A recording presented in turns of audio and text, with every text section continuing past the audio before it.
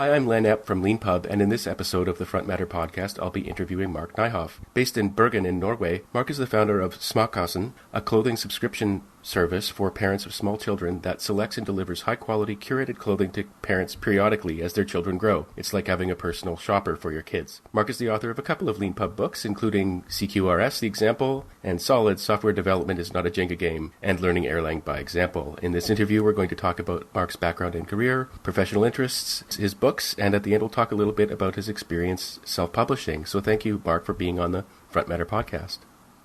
Yeah, thank you for having me. It's interesting. Yeah, it's and thank you for taking some time out of your evening in Norway. I always like to start these interviews by asking people about their origin story and how they came to their careers. Can you talk to us a little bit about where you grew up and how you first became interested in programming and technology generally? I grew up in Holland, and my dad was working in IT with One Computers for some car paint company. And I guess that sort of grew on me. I've never been a big hacker or something, but having computers around was was natural for me. And when it became time to decide what I wanted to become, it was a choice between programming or architecture. Both of these have creativity in the heart of it, and it became programming. So that's shortly how I got started. And one question I like to ask people is, did you study computer science formally at university or college? I have you could call it a bachelor level of computer science, yes. And if you so not a high degree. And if you were starting out now with the intention of becoming a software engineer, would you study computer science formally again, or would you choose a more independent path? This is something I always like to ask people. I think that's a very difficult question because I don't know what would have happened if I would have done the other thing. But I think I'm happy with what I got. There's some companies that I can't apply because they want a quote unquote higher standard. But then it turns out that those are not the companies that I want to work for anyway. Anything that you learn at school, especially in something like programming or anything IT related, it's just a foundation. Anything else during your career, you need to learn yourself anyway.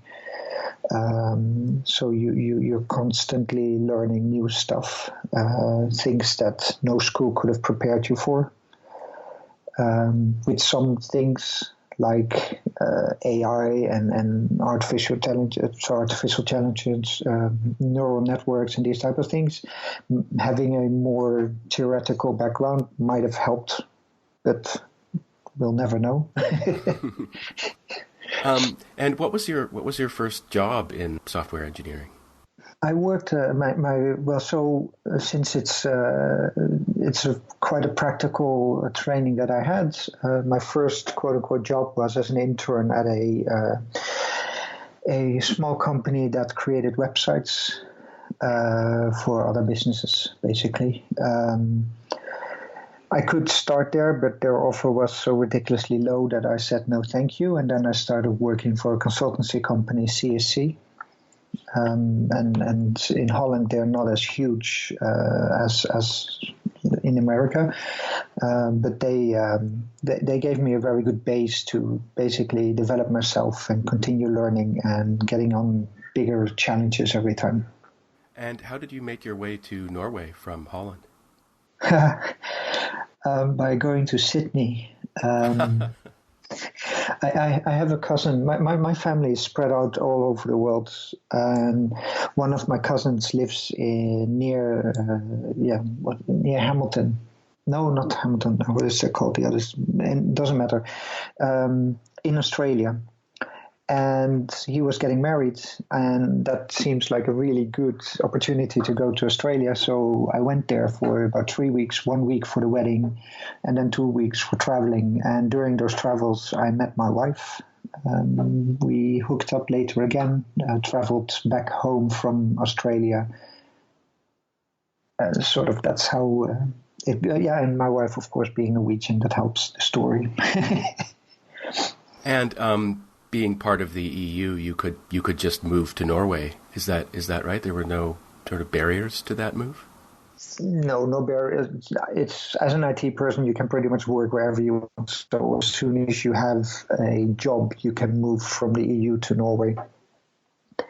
I don't know if it's easy if you don't have a job, but this was easy for us. Oh, that's great. That's great. I see from just lurking on your LinkedIn profile that you eventually, it looks to me like you made a shift towards becoming more independent, like a consultant in your career.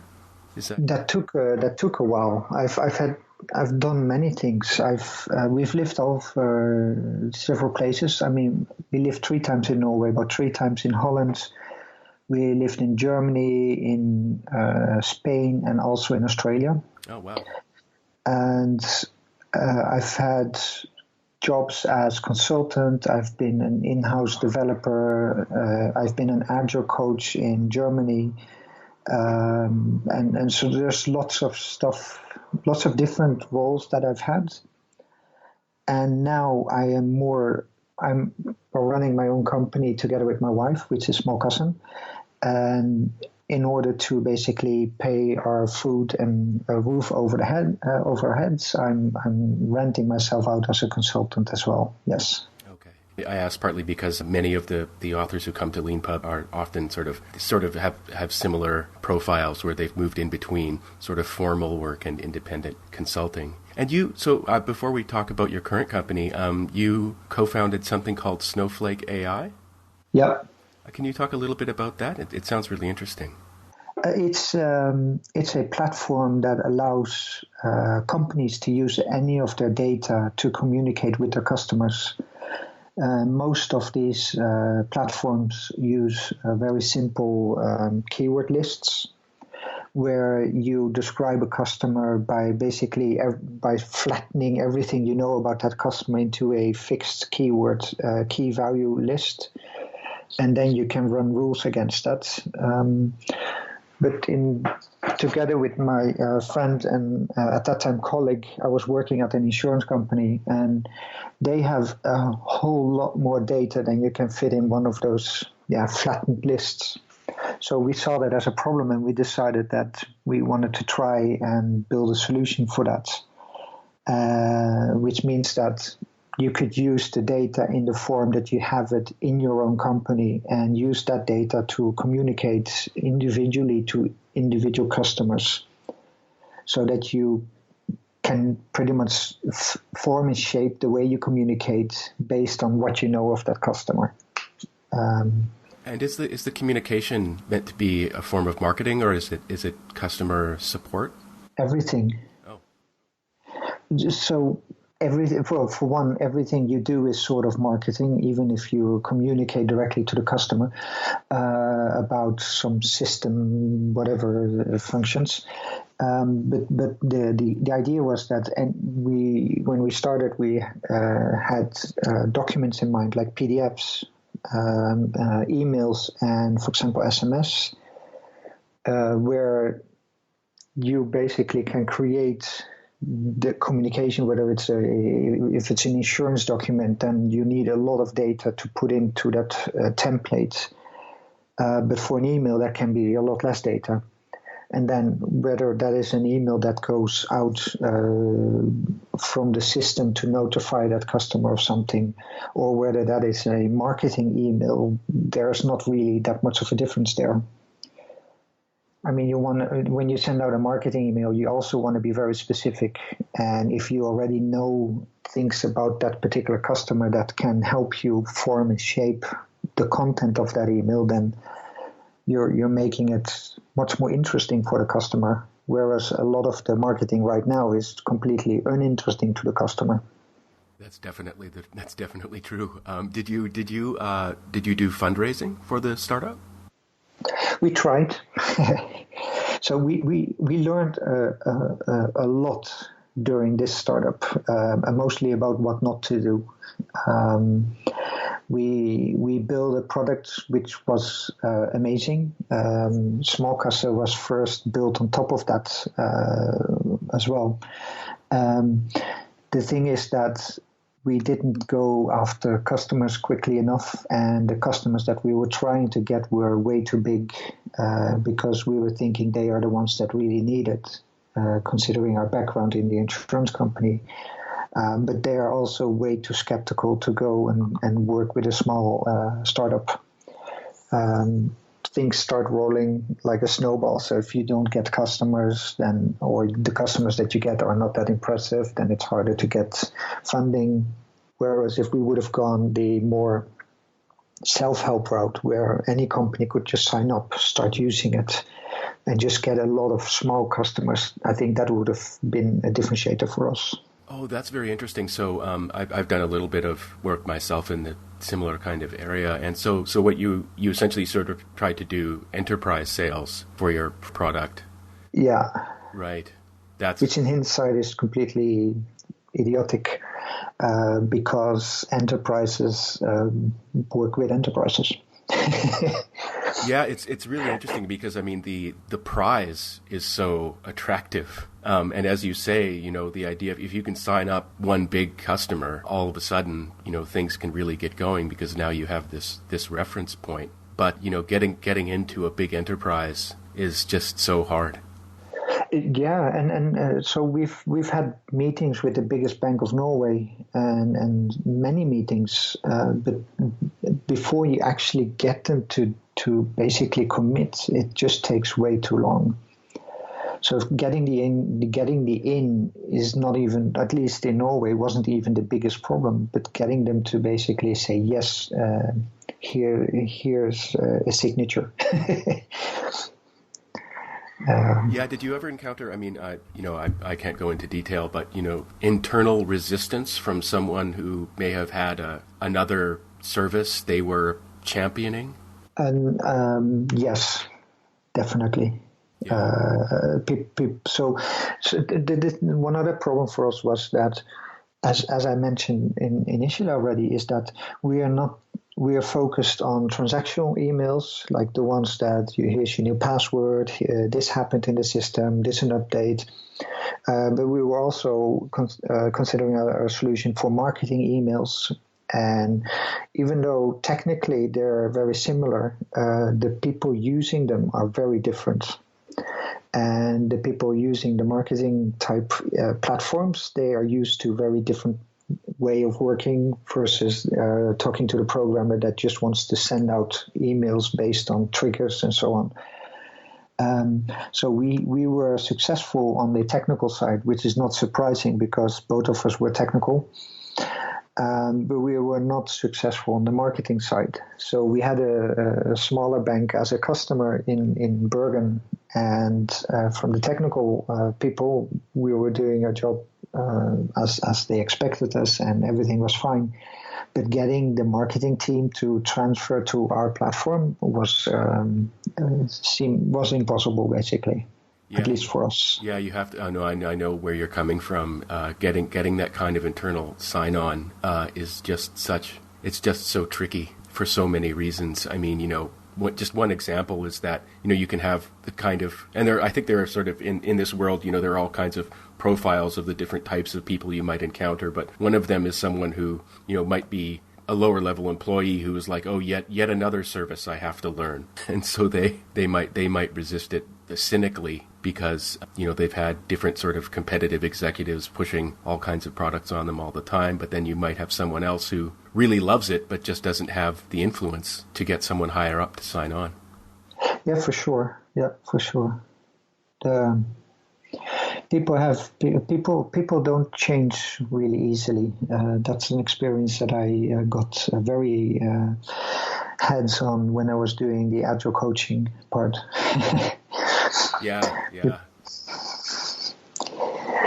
Yeah, I've heard about. I've interviewed a few agile people with experience agile coaching on this podcast before, and a number of them have expressed a similar sentiment. And I'm curious, about how things? So I see from your profile that you worked on Snowflake for about 3 years. Did the underlying technology change a lot in that time that was available to you to use to develop your product? I'm asking because one of the things it's a big deal nowadays in sort of marketing and customer support world to do exactly what it sounds like you were trying to do, because it lets you scale so dramatically when you can sort of automate your interactions with customers in a complex way. Did things change a lot during the period of time when you were working on the product? For us, not so much, to be honest. We started out using Erlang in the backend for our product, mainly because we knew this was going to be this was going to be a problem where we would need to be able to scale on different levels, and Erlang is ideal for that. We did change to Elixir, which is basically a different language on top of the Erlang VM, because the dialect is slightly easier especially for people that are not used to working with Erlang. But other than that, we haven't changed much on the technology side. Front end is going to be, of course, JavaScript. We started out with something and ended up with React fairly quickly already, which was working fine for us. One thing I wanted to ask you, just generally, as someone who's worked in the AI space at a pretty high level, have you been surprised at developments in AI in the last few years? I confess I'm one of those people who was totally shocked that, I'm using the AI loosely, but, that AI, beat Go grandmasters as quickly as it did. But to clarify one thing first, even though there was AI in the name of our company, we didn't actually use AI yet. That was something that we envisioned that would happen. Because of what we did, but initially it was hand-built rules that made decisions. I believe that AI will be doing this soon. I also I think AI can do a lot. Especially since computers are speeding up, everything is speeding up, and that's what you need. And you need a lot of data, and companies are also getting really, really good in collecting a lot of data.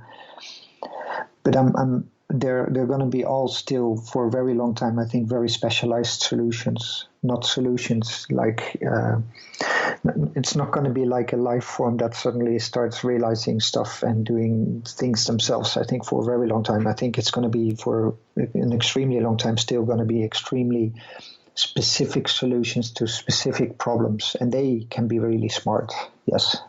If that makes sense. Yeah, no, it totally does. I interviewed someone recently named Andrei Burkov who wrote a book called the 100-page machine learning book, and he works in AI, and he had this really interesting observation that it's funny. It's like the really complex stuff that AI for as you were saying, that for some time and generalized stuff that AI will not be very good at. But he said that particular, and he used it was a striking example from self-driving, like the kind of thing that you just do automatically when you're driving, like, whoa, swerve out of the way when something is suddenly in front of you. He's like, that's easy. It's that sort of specific kind of like something's coming at me, get out of the way. But it's the much more generalized thing, like, sort of perhaps sort of getting from A to B efficiently that's harder.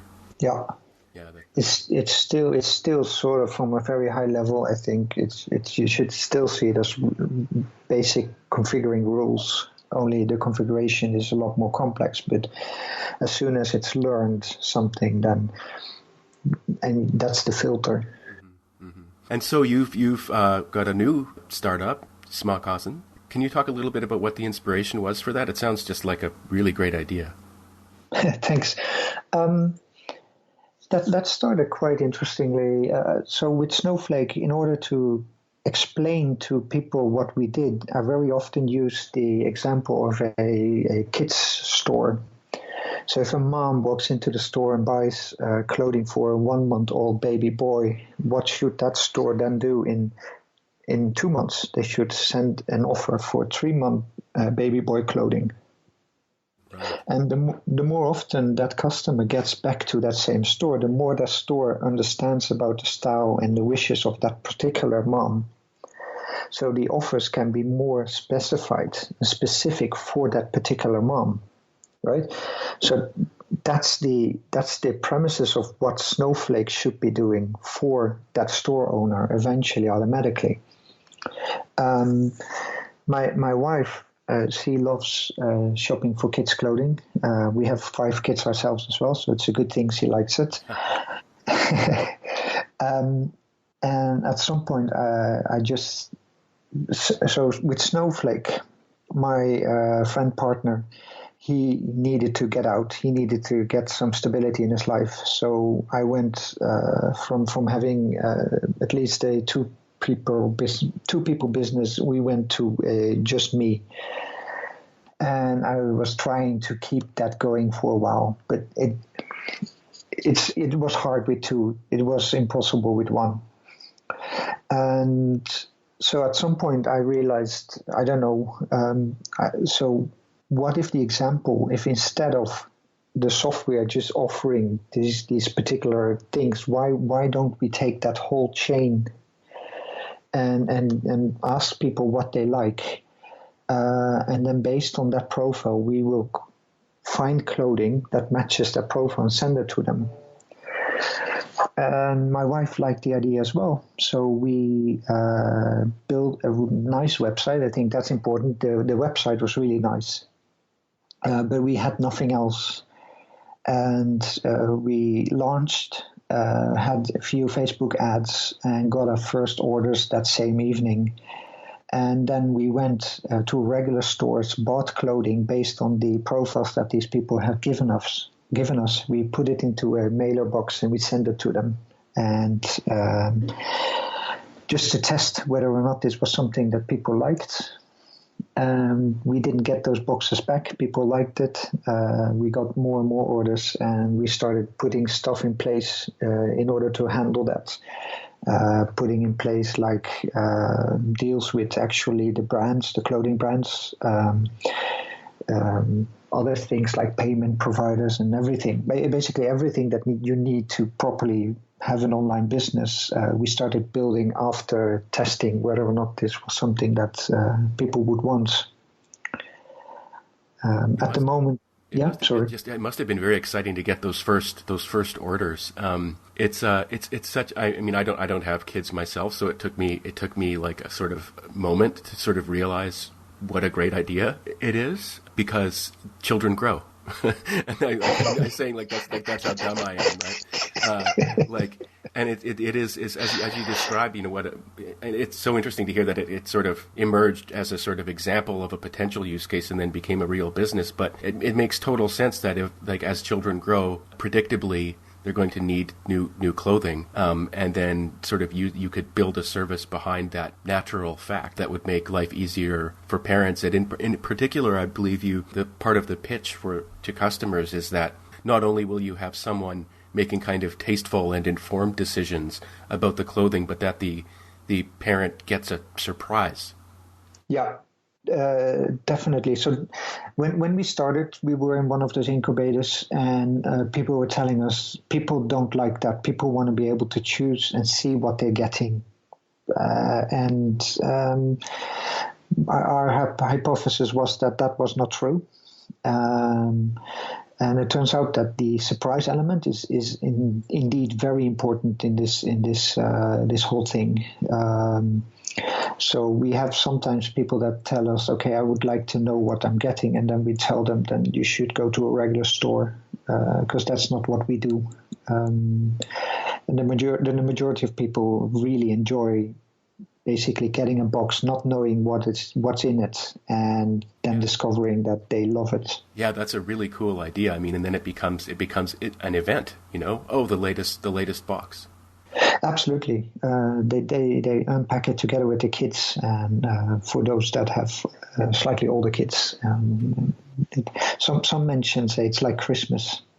Yeah, yeah. Well, it is like Christmas, and so I'm curious about the. I mean, there are all sorts of there's sort of like this sophisticated technology underneath it, but there's also at the same time all these sort of practical issues running a business like that. So can people? I mean, I think I know the answer, but people can return the box items of clothing from the boxes to you, and then you refund them. Yes. So like how we started, the whole journey has been experiment after experiment after experiment. So initially, when we started, we told people that instead of a refund, we can pick something else for you that you like. So the funny thing is, when we started, we didn't do a good enough Google. But it turns out that we were definitely not the first. In America, there are a few really big ones. A major difference between them and us, I think, is that we are going for the high-end market, whereas they going for a much lower-end market. So it's a different type of quality products. But when we started, we just had this idea as that people want an X amount of clothing and they're willing to spend an X amount of money for it. And if they don't like what we send them, then they can send it back and we then send something else back. But then you get into things like, okay, so how are we going to do that with shipping? So initially they pay for shipping back to us and we pay them for the return again. But now we're at a place where we are paying for the return shipping as well. And then it becomes too expensive to exchange clothing. So then we say to people, okay, you just keep what you love and return the rest to us, and then you get a refund for that money for the items that you return to us. Yeah. And the returned items can't be used. No. Right. No. Right. So someone opens. So it's sort of this. It's really interesting. So you open the box and you know that like, oh, I don't like purple or something like that, and then so you can return just the items that you don't love. Yeah. So we ask quite a few questions now. That has evolved a lot as well. So we're asking about color preferences, what type of clothing they want, and what not. So when in 2018 we had around, now I have to think about it, let's say around 20 boxes where we got the whole box back and they wanted all of their money back. And that was for around 1,200 boxes sent out. So we were quite happy with that number. Yeah. Of course, a lot more people that changed something, but in general, most people like what they're getting and they're keeping everything. But now we are moving also into not just Norway, but Sweden, Denmark, Germany, Holland, and Belgium. And there we wanted to offer a bit more security, and therefore we also include free return shipping, and that kind of changes the model a little bit, like I mentioned before, for in not doing exchanges anymore, but just return the items to us. But this is also still an experiment. We may change that as well again. Yeah, that's really interesting. I thought I saw a map online with a sort of circle around a bunch of different countries, and I didn't know that was an expansion. I thought that might have been the way it had been done the whole time. But that must be really interesting, dealing with new countries. And so, I'm curious, LeanPub reaches people all over the world. LeanPub books can be written in all kinds of languages, but we use English exclusively for communicating with people. Have you had to change the language with which you communicate as you've expanded? So when we started, of course, in Norway, we had Norwegian as a main language. And with the other countries, we are also adding individual languages there, yes. I think with LeanPub, you are talking about a more advanced maybe not the right word, but you have more technical people for sure using it, and they're used to using English, even if English is not their own language. But we are talking about moms that are stressed with screaming kids, and you don't want them to start thinking about what they're reading in English in order to sell them a box. You want them to be as comfortable as possible, really. Mm-hmm. So I think I think for us it is important to be in the native language, and we do that with the website. We do that as much as possible, also with the emails. And the main limitation is that we don't possess the skills to translate these languages ourselves. So we're using a few moms for that. Oh. Our philosophy is that we're helping moms, and one way of helping them is also giving them a little bit of extra work or money in that way, especially people that don't want to have a full-time job but have a few hours here and there. So we extend that throughout basically everything where we can.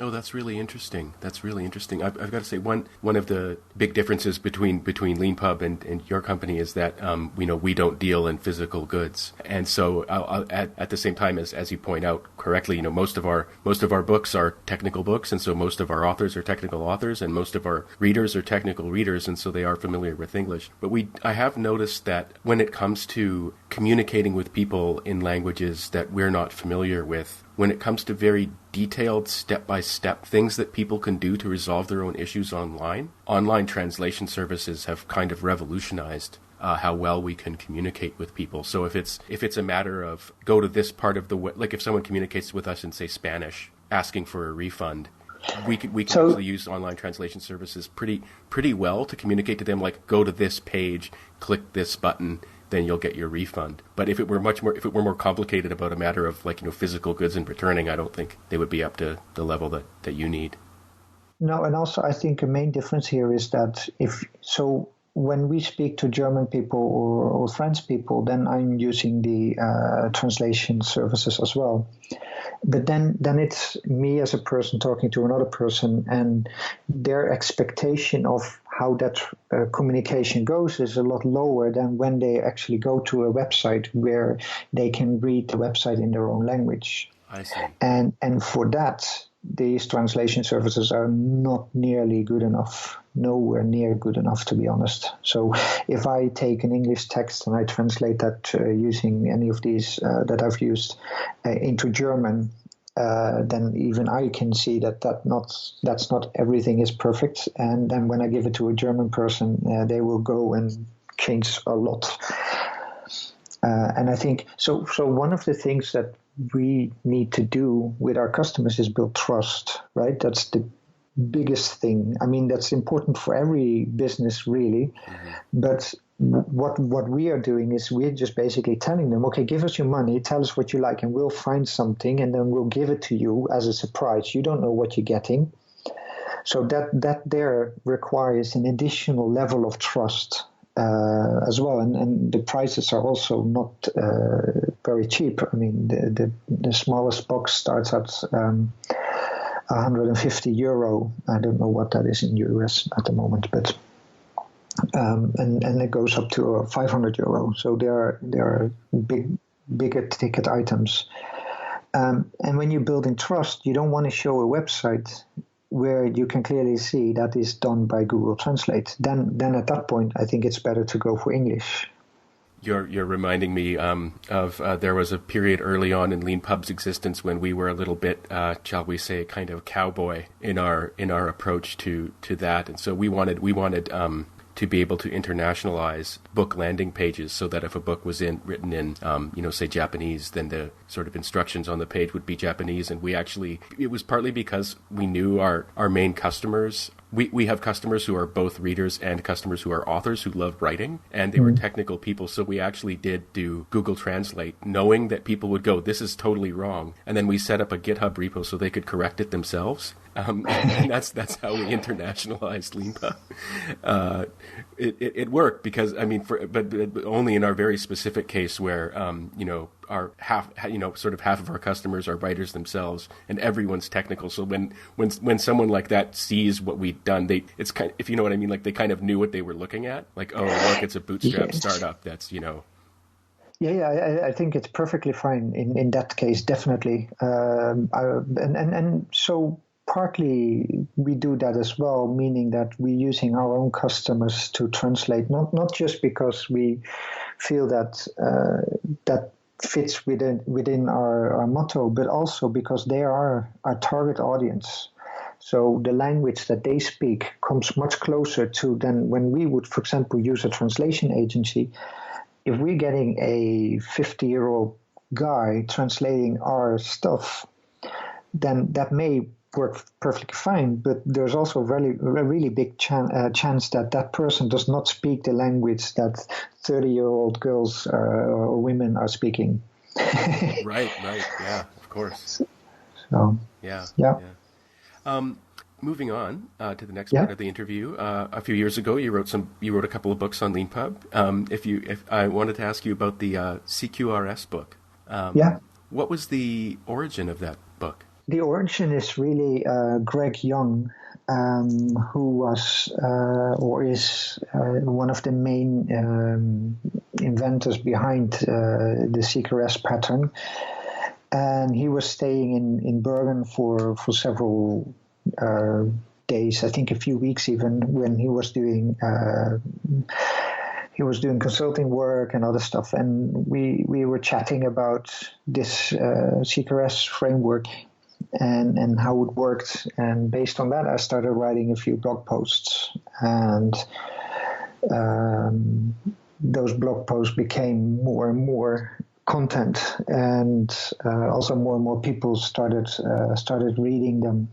So what I did then was I was being lazy, and I converted those blog posts into what is now the CQRS book. I tried to change the wording enough, but I think you can still see that it originated from a blog. And it's made a lot of people happy, I think. It still does, actually. People buy it, and I also give it away to anybody that asks for a free one. Yeah, I actually wanted to ask you about that specifically in a couple of minutes, but just before I do that, so CQRS stands for Command and Query Responsibility Segregation. Could you explain it just in a couple? I mean, I'll link online to. There's actually a really great video where you explain everything in detail very generously. But if you could talk a little bit about what Command and Query Responsibility Segregation is and what Greg Young's sort of innovation on that was. Now I'm going to get calls from him telling me that I'm completely wrong, of course. But so the main thing is that you have different problem spaces, right? So you have if we start from the simplest cases, you want to show data on a screen, or you want to use data for a particular use case, then you want that retrieval of that data to be as easy as possible. You want to not have to join 20 different tables in order to show an overview of some information to a user, especially not if that happens a lot of the times, right? So you want to have a specific data model for that specific use case that you want to display the data. And then you've got another use case is where you're changing data. You want to update certain things, but you don't it's not like a CRUD app where you just have a table, you make a change to that table, and that's it, a one-to-one relationship with really the data that you change and the storage of it. But you have logic, you have a data business logic that makes certain decisions based on certain actions or certain data entry points from the user. And based on that business logic, stuff may happen, stuff may change data. You get it. But how you call it? Logic happens. And again, there you want to be as specific as possible to the actual problem that is being solved. Now, these two are then not matching anymore, right? So the way you read the data and quickly show it does not match the way that the data is being used when the business logic needs it. And in order to basically migrate between these 2 points, you start using events. So the business logic triggers an event, which then can update 1 to X data stores for reading, so that you optimize for each individual use case. I hope that makes sense. Yeah, it does make some sense. And when you talk about business logic, that reminds me about that part of the inspiration for this was domain-driven design. Yes, yeah. And that the idea is partly that you want that there's sort of ought to be a kind of deep connection between the way the business actually functions and the way the software functions. If it does, it makes a lot of things a lot easier. Yes, reasoning is one big thing that makes it easier. So if your business, the way that the business works, if that can be translated roughly in how the code works, and let's talk about events, in the type of events that code then generates, if they are understandable by the business people themselves, then you can reason between the business people. The conversation between the business people and the developers becomes a lot easier if they are speaking the same type of language.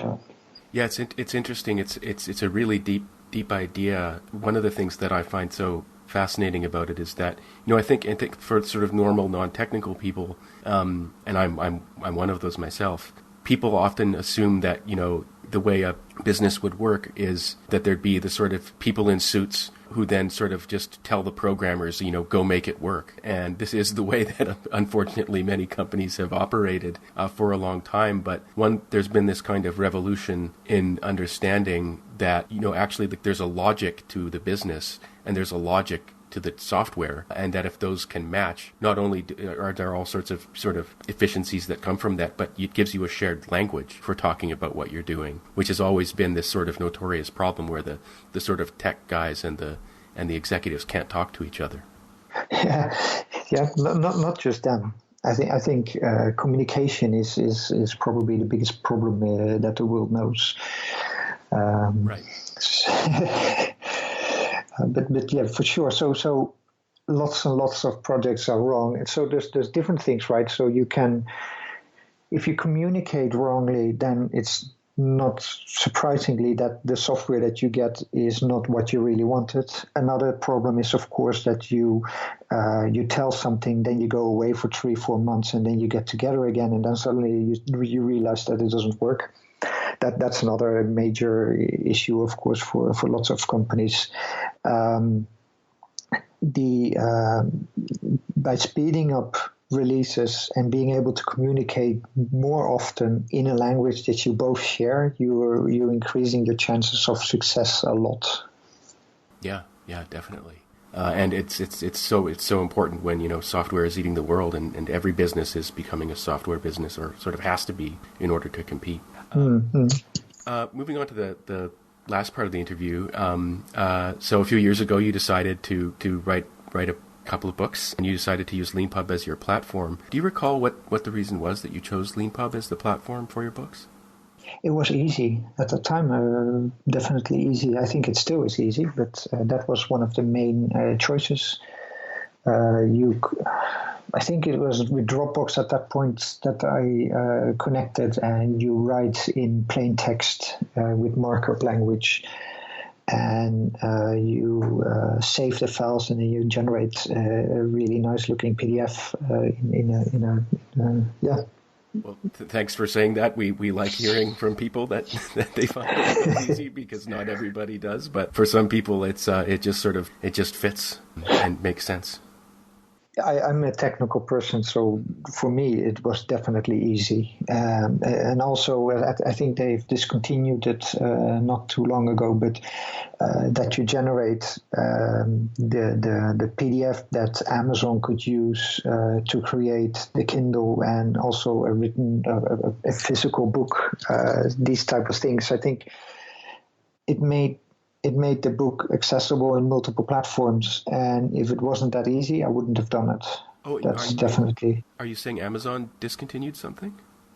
The Clear Space or something? I think. Yeah, they used to have a different brand called Create Space, and Create Space, yeah. They merged it into what's it called? KDP, I think. Right, the KDP, Kindle. digital publishing, I think is what it Yeah, stands yeah. for. Yeah. So you can still, so basically you can still do what you did, but you have to use a different sort of service within Amazon in order to do it. Right. So that's interesting. So it was just that easy for you to get your book up in sort of print on demand and Kindle on Amazon? Yeah, for sure. Yeah. That's great. That's always nice to hear. And so you mentioned you say this on your LeanPub page, and you also say it on the Amazon page for the book that if someone can't afford the book, you'll give it to them for free. Have you had people ask you for free copies?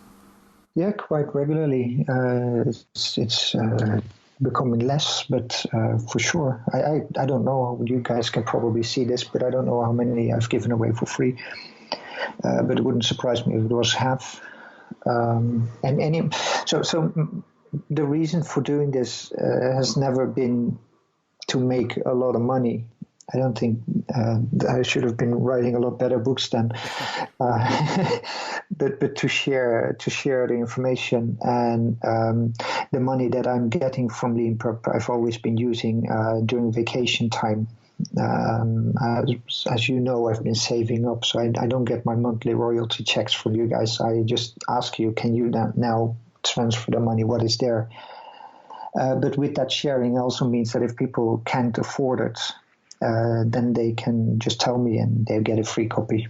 Yeah, it's very generous, and also at the same time, one thing that we've learned over the years, and this in the self-publishing world, there's huge sort of debates and theories about the value and purpose of giving away free copies. But one thing we've noticed, particularly because we have a variable pricing model, so you can actually set the minimum price of your book to free, but then set a suggested price for some dollar amount. So our best-selling books by revenue have free minimum prices. Right. Yeah. And I didn't know that actually. Oh, really? I mean I did not know that I could do that. So. I mean, you could, but I mean, actually, there are a number of LeanPub authors who have a similar model to yours, which is a paid minimum and a paid suggested price, but also say, look, but if you can't afford it, we'll give it away to you for free. And I think that's partly because so many LeanPub books are nonfiction, and they're created in order to teach people something. And so, although everyone likes money, that's, as the old joke goes, that's why they call it money. People who write conventional sort of LeanPub books are also trying to spread information and help people. And so being able to spread that information is their main motivation for doing the work they've done in the first place. And so being able to give it away for free, which you can do very easily on LeanPub using coupons, giving people coupon links is a very attractive proposition. Yeah. I 100% agree. My reasoning is, okay, so if you can afford it and the information is useful, then you probably earn a lot more than the book has cost. With the new information. So for them, I think you can just pay. I don't like the tendency, especially among developers, where they say, I don't want to pay for a tool, but then they go and what do? They build tools, right? That's a bit of silly reasoning in my mind. But for people that can't afford it, or students or people in different countries where the minimum amount is still a lot of money, then yeah, sure, you can have it for free because why not? Yeah, no, that's interesting. You say that. That's exactly the kind of reasoning that we suggest people use when pricing is hard, as you know, from your companies, and that's exactly the reasoning that we sort of suggest people think about when they're pricing their books, because the difference between, say, a sort of genre fiction book and nonfiction technical book is that a nonfiction technical book can actually get you a promotion or help you build something that you couldn't have built otherwise. And, if you're a consultant and you can, as a result of what you've learned, bill yourself out at a higher rate, the value of a book to you is quite a bit greater than it would be if it were, not to disparage entertainment, but, if something is there for entertainment, it enriches your life, but it doesn't fatten your wallet, whereas certain types of nonfiction books actually can do that. Exactly. And with the CQRS book, there's actually even a complete repository with working code, and the book describes the working code. So if you want, you can just use that repository as a quick start for getting something up and running, like a proof of concept to show people how it works, and then you can move on and build your actual proper implementation. I think the money that you save by being able to do that should be worth whatever the price would be. Yeah, definitely. So the last question I always like to ask people on this podcast is, I don't know if it's entirely appropriate in your case because you've got 5 kids and you've got a business that you're working on, and so I don't know if you're going to be writing another LeanPub book anytime soon. But I do always like to ask people, if there's one thing you can think of that we could build for you, or one thing we could fix for you, is there anything that you can think of? I'm really happy with what you guys are doing. So I have no immediate wishes in that respect. As to writing something new, I like the aspect of writing, but it does take a lot of time. I'm currently doing a lot of other type of writing, like sales pages. I'm reading books that are like 20 years older than I am, and I think once I get more proficient in that, it would be fun to write something about copywriting for people like me, people that don't have that background and didn't start in that way. I think it's really interesting, especially like reading a book from 1920 or something, and that these type of things still work in the human mind. And I think a lot of people that build a startup and look at other startups and how they present their pages and stuff like that, they just have no clue. And I think as a technical person myself, if I could write something like that and help other people understand that there's a better way of communicating towards your potential customers, then that would be a fun project to do. That sounds like a really great project. But not yet. Fair enough. Well, thank you very much, Mark, for taking the time out of your evening to talk to me and to all of our listeners. Thanks for having me. Yeah, thank you very much, and best wishes with the business. It just sounds amazing. Thanks. You guys as well. Keep going. Okay, thank you. And as always, thanks to all of you for listening to this episode of the Front Matter podcast. If you like what you heard, please rate and review it wherever you found it. iTunes is particularly helpful for us. And if you'd like to be a LeanPub author yourself, please go to leanpub.com. Thanks.